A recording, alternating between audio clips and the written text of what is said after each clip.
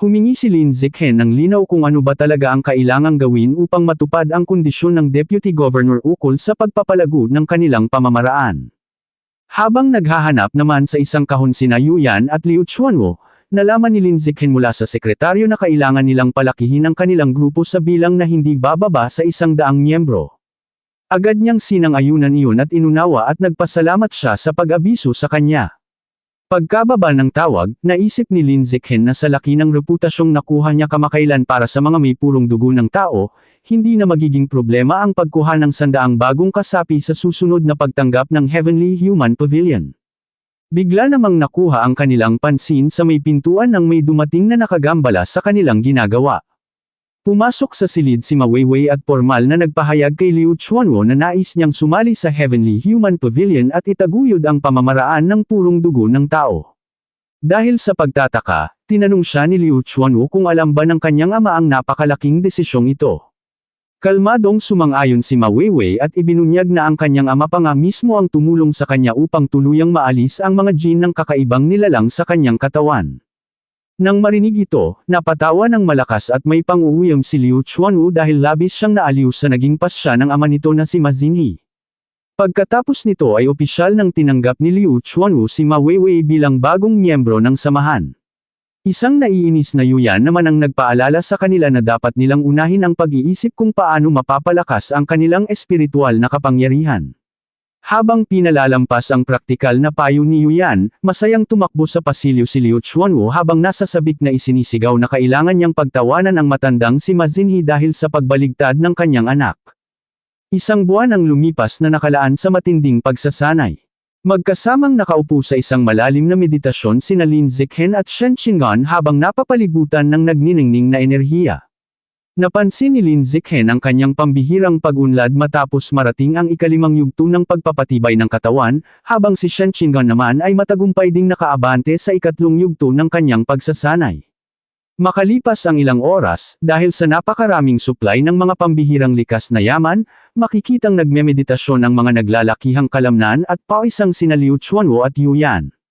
Sa wakas ay nagawa nilang mapalakas ang kanilang espiritual na kapangyarihan upang simulan ang pagsubok na piliting mabuksan ang sarili nilang mga acupoint. Matapos higupin ang lakas ng isang dimensional rat, nakuha ni Lin Zichen ang kakayahang pangbiyolohiya na magkaroon ng sariling imbakan sa isip, isang nakatagong espasyo na nagpapahintulot sa kanya na magtago at kumuha ng mga gamit sa pamamagitan lamang ng pag-iisip.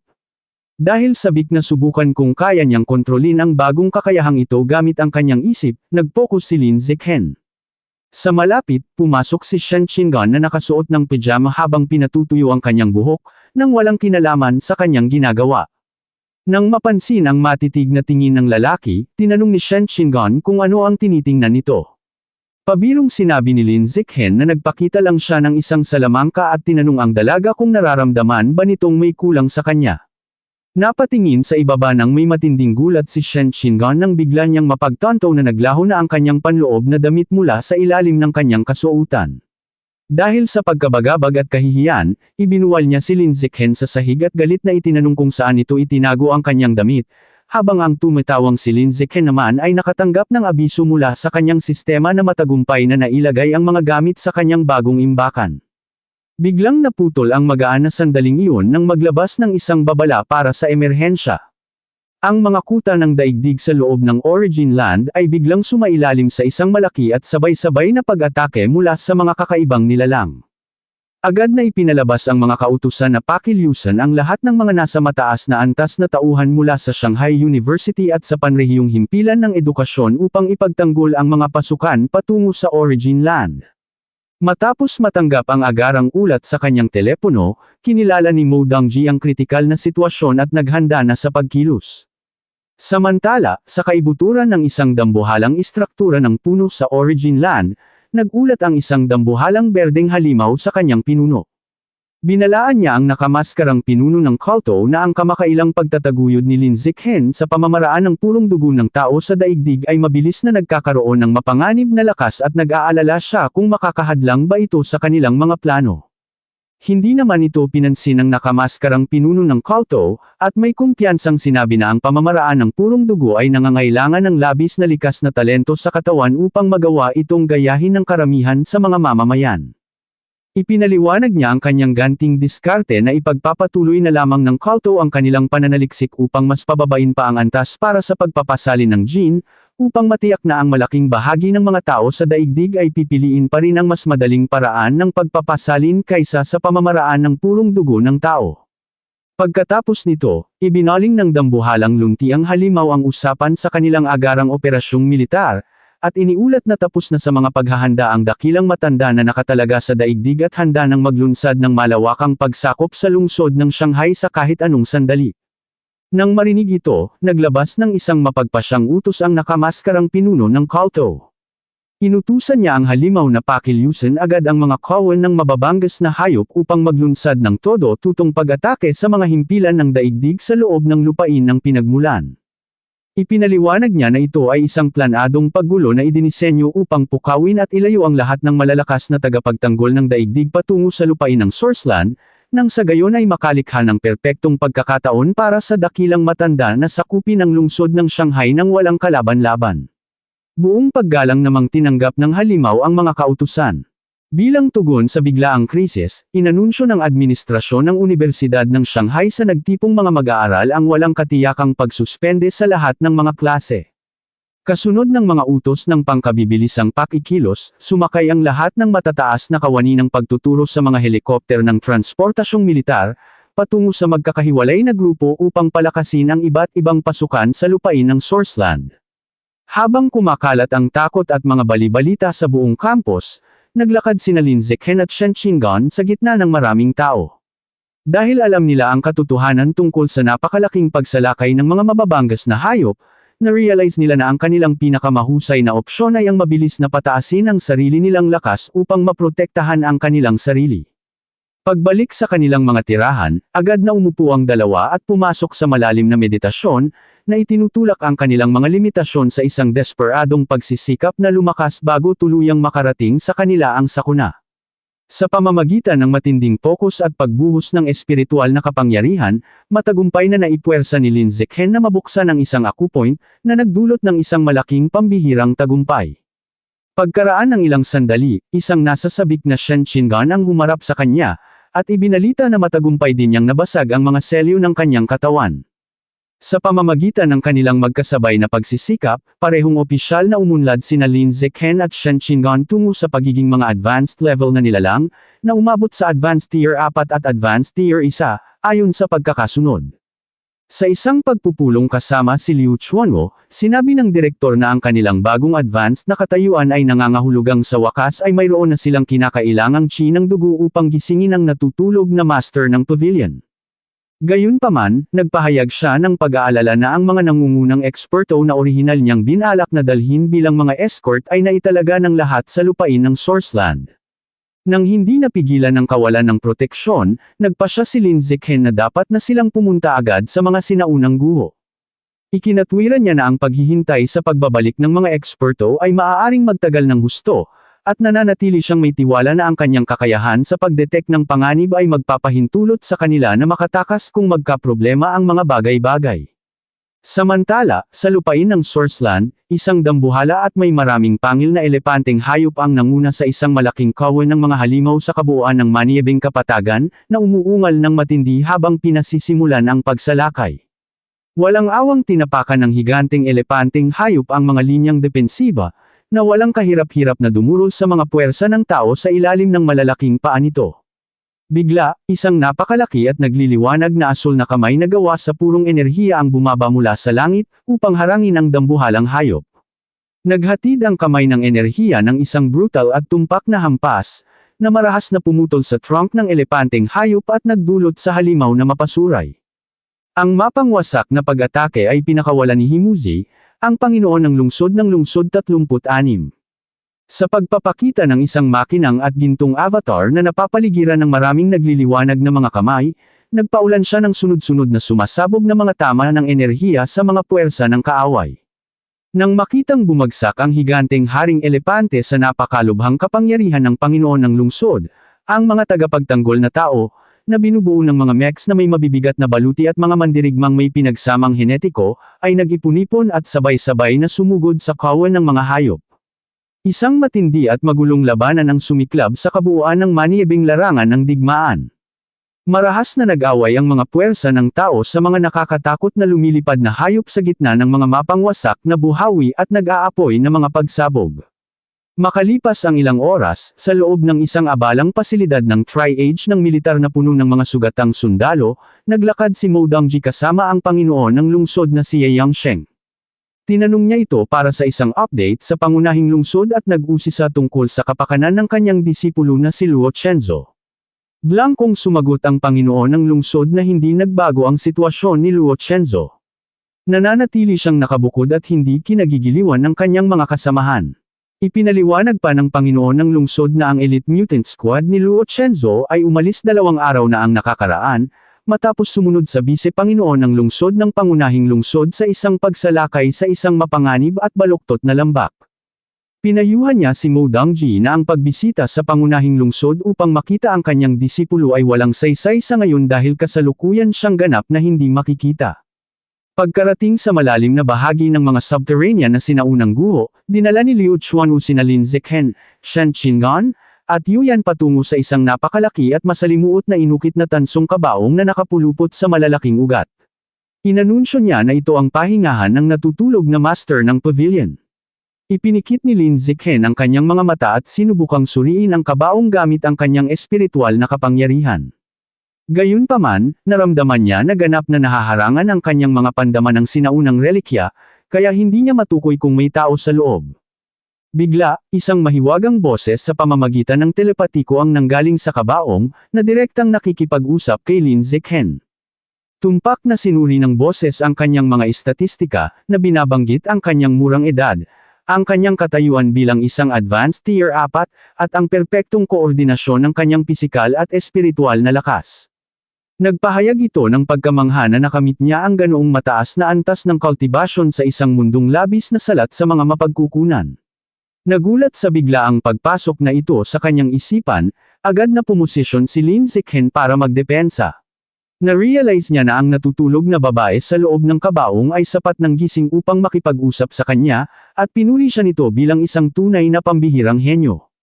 Magalang na kinausap ni Direktor Liu Chuanwu ang natutulog na master ng pavilion sa loob ng dambuhalang tansong kabaong, formal na ipinakilala si Lin Zikhen bilang ang batang henyo na binanggit niya noon. Binigyang diin niya ang kahangahangang mga nakamit ni Lin Zikhen, na binabanggit na ang 19 na taong gulang ay nakakumpleto na ng 5 pangunahing body quenching at umabot na sa advanced tier 4 na biological level. Ang telepatikong boses mula sa kabaong ay direktang nagsalita kay Lin Zikhen, na nagpapaliwanag na ang kanyang pisikal na katawan sa kasalukuyan ay labis na mahina.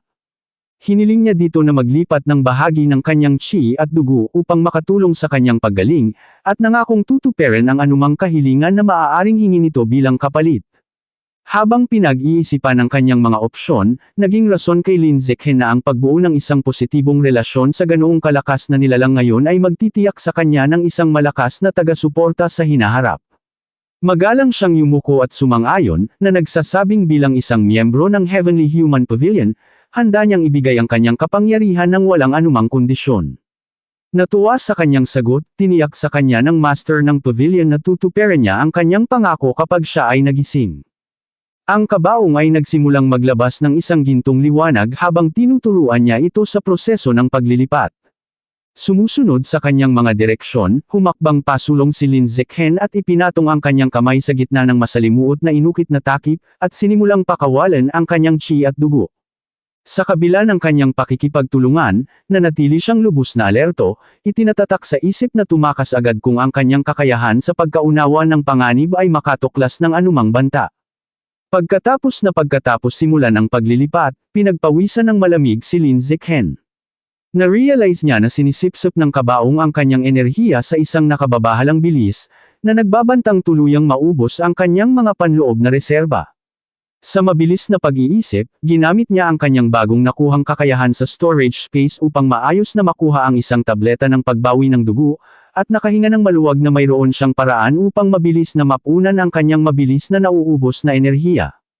Habang kinakain ang tableta, patuloy na tiniis ni Lin Zichen ang matinding pagkaubos ng enerhiya, habang tahimik na nagdarasal na huwag siyang tuluyang patuyuan ng master ng pavilion ng sabay-sabay.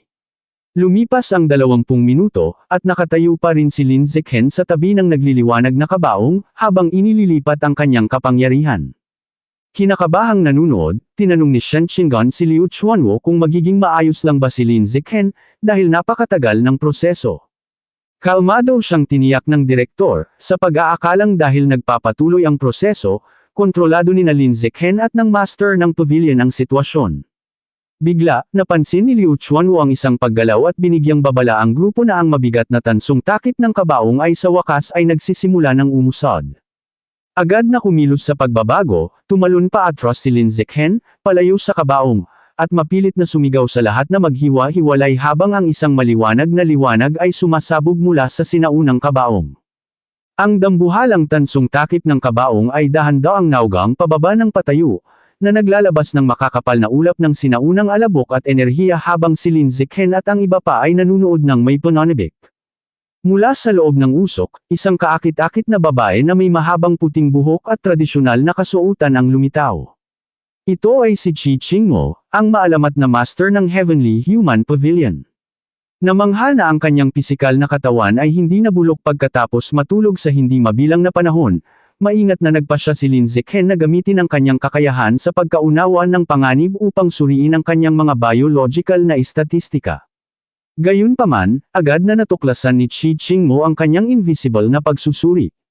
Casual niyang sinabi na nangangailangan ng malaking lakas ng loob para sa isang tao na nasa advanced tier pa lamang ang walang Taurus na i-scan ng biological na impormasyon ng iba. Nagulat na ang kanyang maingat na kakayahan ay napansin ng ganoon kadali, pinagpawisan ng malamig si Lin Zichen. Binaliwala ang kanyang pagkagulat, humarap si Qi Qingmo kay Direktor Liu Chuanwo at nagtanong kung ilang miyembro ang kasalukuyang nasa kanilang pavilion. Yumuko ng malalim, magalang na iniulat ni Liu Chuanwo na, kasama ang mismong master ng pavilion, kasalukuyan silang may kabuuang 6 na miyembro. Idinagdag niya na ang isang miyembro ay sumali kamakailan lamang at hindi pa ganap na nakakasama, kung kaya't hindi niya ito isinama sa mga guho. Bahagyang tumango si Qi Qingmo tanda ng pag-unawa. Humarap sa grupo, sinabi ni Qi Qingmo na dapat ay lubos na silang bihasa sa mga unang yugto ng body quenching ng kanyang teknik. Matapos nito, inanunsyo niya na ituturo na niya sa kanila ang mas mataas na paraan ng pagbubukas ng mga acupoint. Sa isang kaway ng kanyang kamay, nagpatalsak siya ng mga gintong liwanag diretso sa noo ni Lin Zichen, Shen Qinggan, Liu Chuanwo, at Yu Yan. Habang pumapasok ang karunungan sa kanyang isipan, napagtanto ni Lin Zichen na ang opisyal na paraan ng pagbubukas ng acupoint ay may kaparehong prinsipyo sa teknik na dati na nilang natuklasan sa pamamagitan ng pagsubok. Nabigla silang apat sa bug zone ng impormasyong kanilang natanggap. Ipinapakita ng bagong kaalaman na ang paraan ng pagbubukas ng acupoint ay hindi naman talaga ganoon kakomplikado dahil ang pinakamahalagang bahagi ay ang pagmaster sa tamang tiyempo ng mga espiritual na epekto. Ang tunay na hadlang lamang ay ang matinding lakas ng katawan na kailangan upang makayanan ang mabigat na prosesong ito. Matapos maipasa ang advanced na paraan ng pagbubukas ng acupoint sa grupo, ang bagong gising na si Qi Qingmo ay tumayo sa harap ng malalaking tansong pinto ng kanyang kabaong. Upang mapunan ang malaking halaga ng enerhiya at dugo na ibinigay ni Lin Zichen para gisingin siya, naglabas siya ng isang umiikot at nagliliwanag na bowl ang may simbolo ng yin at yang at sinabing ang pagkain ito ay lubos na magpapalakas sa kanya. Inialay niya ang namuong tableta kay Lin Zichen na magalang namang tinanggap ang regalo habang nagpapasalamat sa kanya. Gayunpaman, pinalipas lang ito ni Qi Qingmo at muling sinabi na ang bagay na iyon ay makatarungang kabayaran lamang para sa kanyang buhay at hindi isang gantimpala. Pagkatapos ay sinabi niyang may iba pa siyang mahahalagang bagay na dapat asikasuhin at nangakong hahanapin na lang sila muli sa susunod. Bago pa man makapag-isip ang grupo, biglang naglaho sa hangin si Qi Qingmo na ikinagulat ni Lin Zichen, Shen Qinggan, Liu Chuanwo, at Yu Yan. Habang nakatayo sa tahimik na ilalim ng lupa, namangha si Lin Zichen nang mapagtantong hindi niya maramdaman ang presensya nito kahit sa malawak na distansya na tila ba tuluyan na itong nawala. Dahil sa hindi mapaniwala ang lakas na ito, tinanong ni Yu Yan si Liu Chuanwo kung alam ba nito ang tunay na antas ni Qi Qingmo. Bagamat inamin niyang hindi niya alam ang eksaktong ranggo nito, Tinansya ni Liu Chuanwu na batay sa maikling pagpapakita ng kakayahan ay maaaring nasa epic level ito o kaya naman ay isang legendary level na malakas na nilalang. Nagulat si Yu Yan sa posibilidad na kapantay nito ang isang gobernador ng estado ngunit masiglang sumagot si Liu Chuanwu na maaari pa itong maging isang makapangyarihang mythical level. Idinagdag pa niya na ayon sa mga sinaunang talaan mula sa nakalimutang panahon, ang mga tao ang may pinakamalaking bahagi sa mga immortal at Diyos at ang pinakamalakas sa lahat ay mga tao rin. Habang nakikinig sa kasaysayang ito, napaisip ng malalim si Lin Zichen. Inilarawan niya sa kanyang isipan ang mga dakila at kataas-taasang Diyos sa mga alamat at nagtaka kung talagang nagkaroon ng panahon kung kailan naglakad ang mga immortal sa lupa at kung saan na sila nagpunta ngayon. Itinanong niya sa sarili kung ang lahat ba ng mga makapangyarihang nilalang na iyon ay napilitan ding ikulong ang kanilang mga sarili upang mabuhay tulad ng ginawa ni Qi Qingmo at kung anong uri ng nakakatakot na banta ang nagtulak sa mga Diyos na magtago. Samantala, ginalugad ni Qi Qingmo ang nakatagong silid ng kayamanan ng pavilion ngunit natuklasan niyang ganap na itong nalimas at nawasak. Naisip niya na malamang na ninakaw ng kanyang mga dating alagad ang lahat ng mga mapagkukunan ng lakas para sa kanilang sarili habang siya ay nakakulong. Habang pinagmamasdan ng mga labi ng pagkasira, tinanggap na lamang niya ang katotohanan na kailangan niyang umasa sa pagsasali ng dugo ni Lin Zichen upang mabuhay hanggang sa makahanap siya ng paraan na maibalik ang kanyang lakas. Pagbalik sa kanilang tirahan, gumamit si Lin Zichen ng kutsilyo sa kusina upang maingat na hatiin sa dalawang magkapantay na bahagi ang yin-yang fruit na may liwanag at dilim upang pagsaluhan nilang dalawa ni Shen Qinggan. Iniabot niya ang kalahati kay Shen Qinggan at sa sandaling kinain nila ang prutas ay isang malakas na bagzo ng espiritual na hangin ang sumabog mula sa kanilang mga katawan na nagdulot sa kanila ng malaking gulat dahil sa kamangha-manghang lasa at agarang bisa nito. Ang malalim na epekto ng prutas ay nagdulot ng isang mabilis na pagtaas ng antas kung saan ang biological level ni Lin Zichen ay umakyat mula Advanced Tier 4 patungong Advanced Tier 5 habang si Shen Qinggan naman ay tumalon mula Advanced Tier 1 patungong Advanced Tier 3. Dahil sa malaking pagbabago sa kanilang lakas, namangha si Shen Qinggan kung gaano katindi ang kapangyarihan ni Qi Qingmo para basta na lamang ipamigay ang ganoong kahimalang kayamanan. Nang maglaon, habang nakahiga sa kama at magkahawak ang kamay, pinag-isipan ng magkasintahan ang kanilang mabilis na pag-unlad at inamin ni Shen Qinggan na parang hindi totoo na naging mga advanced level na nilalang na sila bago pa man matapos ang kanilang unang taon sa kolehiyo. Humarap ang bida kay Shen Qinggan at sinabing ang bago nilang biological rank ay nangangahulugang opisyal na silang kwalipikado na pumasok sa Origin Land. Nagpahayag naman ng kuryosidad si Shen Qinggan at nagtaka kung ang kabilang dimensyon ba ay talagang kasing ganda at kasing hiwaga ng inilarawan ng kanilang mga military instructor. Ipinasalamat naman ni Lin Zichen sa kanya na kapag natapos na nilang i-recruit ang kinakailangang 100 miyembro para sa Heavenly Human Pavilion ay malamang na ipadala sila sa Origin Land at makikita nila ito mismo. Ang kanilang tahimik na usapan ay biglang naputol nang si Qi Qingmo ay biglang lumitaw sa labas ng kanilang bintana habang lumulutang ng walang kahirap-hirap sa kalangitan sa gabi. Habang ginugulat ang magkasintahan, binanggit ng matandang pavilion master ang salitang narinig niyang ginamit ng dalawa at hiniling sa kanila na ipaliwanag kung ano ba talaga ang Origin Land na ito. Nang makita si Qi Qingmo, nagtaka si Lin Zichen kung ang maalamat na pavilion master ba ay isa talagang mapanghimasok dahil sa pakikinig sa labas ng kanilang bintana na parang isang multo. Pagkapasok sa tirahan, dumiretso agad sa punto si Qi Qingmo at hiniling kay Lin Zichen na ipaliwanag ang Origin Land na narinig niyang pinag-uusapan ng mga ito. Umupo siya at nakinig ng mabuti habang ibinubuod ni Lin Zichen ang kanyang nalalaman. Ipinaliwanag niya na ang Origin Land ay karaniwang isang mas pinasikat na bersyon ng mundo na nagtataglay ng mas masaganang mga mapagkukunan para sa ebolusyon. Sa kabilang dako ng lungsod, nagdaos ng pagpupulong ang 8th Elder. Itinuro ng isang tagasunod na nag-utos ang Great Elder na maghintay muna sila ng isang ganap na pagsalakay sa ibabaw bago atakihin si Lin Zichen. Matinding sumagot ang 8th Elder na huli na ang lahat kung hihintayin pa nila ang kilos ng Great Elder. Inaasahan niya na kapag sumalakay ang Great Elder ay maraming makapangyarihang cyborg expert ang agad na dadagsa upang palakasin ang Shanghai City. Nagbabala siya na kapag nangyari iyon ay mawawalan sila ng magandang pagkakataon na tambangan si Lin Zichen. Dahil buo na ang kanyang pasya, matatag na idineklara ng 8th Elder ang kanyang bagong plano na personal siyang mamumuno sa isang sorpresang pagsalakay laban kay Lin Zichen sa susunod na gabi.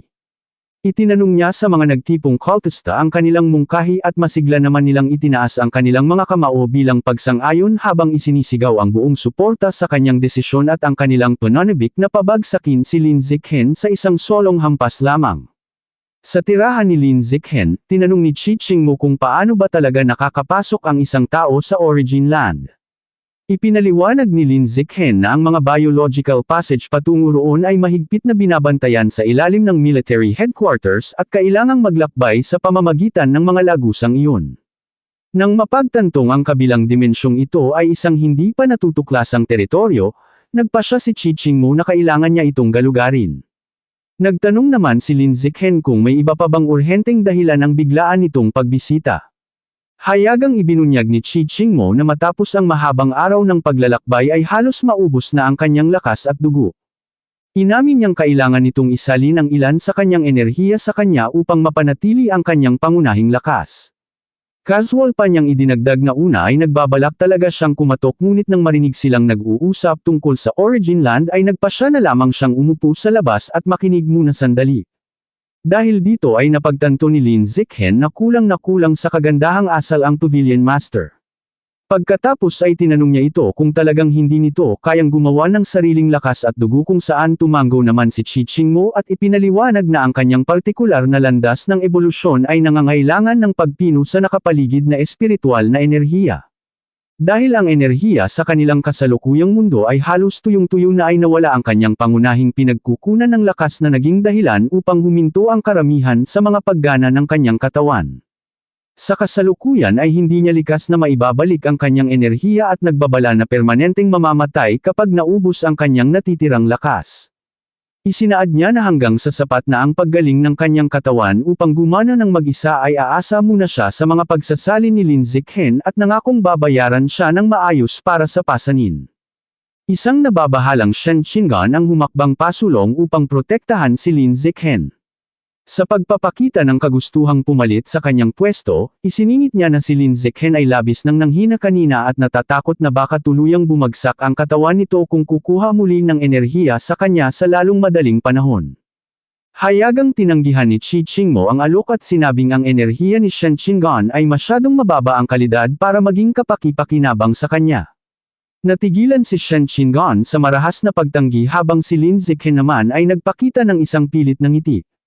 Sa pagpapatuloy, lumikha si Qi Qingmo ng isang bola ng namuong enerhiya at mahigpit na inutusan ang naguguluhang si Lin Zichen na ibuka ang kanyang bibig. Bago pa man niya maproseso ang sitwasyon ay diretsyong ipinatama nito ang tableta sa kanyang bibig at sa sandaling lumunok siya ay isang sumasabog na bugzo ng matinding pulang enerhiya ang sumiklab mula sa kanyang katawan. Ipinaliwanag ni Qi Qingmo na ang tableta ay makakatulong sa kanya upang mabilis na makagawa ng malaking halaga ng enerhiya na kanyang kinakailangan.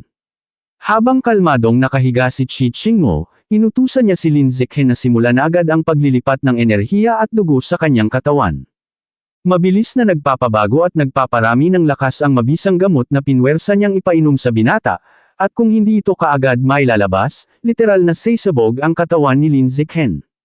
Para masimulan ang proseso, sinabihan niya ang binata na itapat ang palad nito sa kanyang puso at pakawalan ang enerhiya doon. Biglang natulala at namula ang mukha ni Lin Zichen dahil ang pagpapatong ng kamay sa tapat ng puso ni Qi Qingmo ay nangangahulugang hahawakan niya mismo ang dibdib nito.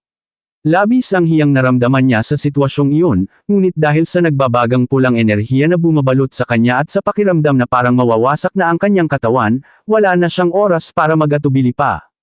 Isinantabi niya ang hiya, idiniin ang kamay sa dibdib ng dalaga, at sinimulang isalin ang umaapaw na lakas bago pa siya mapahamak.